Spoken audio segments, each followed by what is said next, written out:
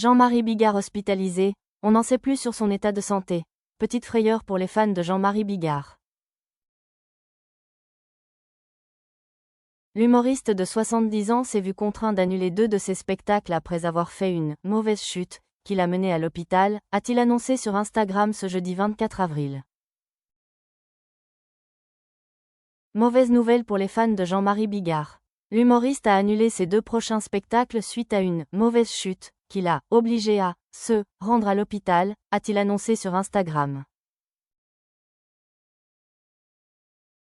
En pleine tournée avec son spectacle J'arrête les conneries, coécrit avec Laurent Ruquier, Laurent Baffy et Arnaud Lemort, l'humoriste devra faire faux bond à son public qui l'attend à Chaumont, c'est jeudi 24 avril, avant de le retrouver à une date ultérieure.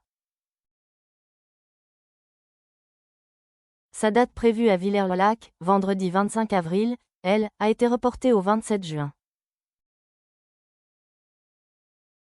Selon l'Est républicain, l'humoriste aurait fait un « léger malaise » dans la nuit du 23 au 24 avril.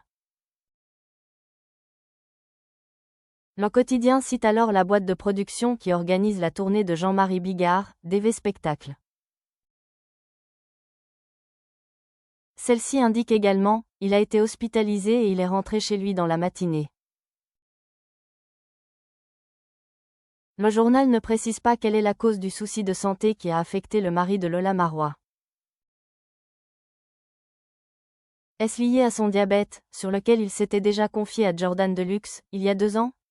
Télé Loisirs rappelle que celui qui souffre déjà d'une polyarthrite rhumatoïde depuis plusieurs années avait alors expliqué. Le diabète m'a permis d'arrêter plein de conneries que je faisais, les grosses cuites qui durent 2 jours.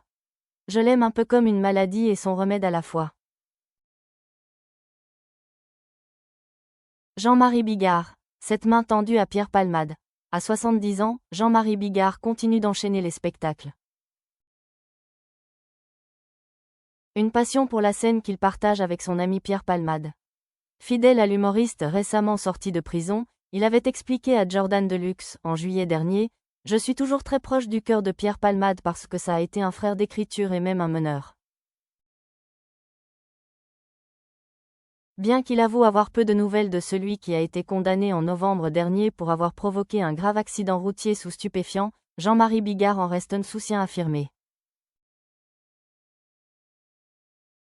Si je pouvais claquer dans mes doigts et lui dire, Pierre, si demain on se faisait une petite séance de travail, je serais le plus heureux des hommes, insiste-t-il, visiblement nostalgique.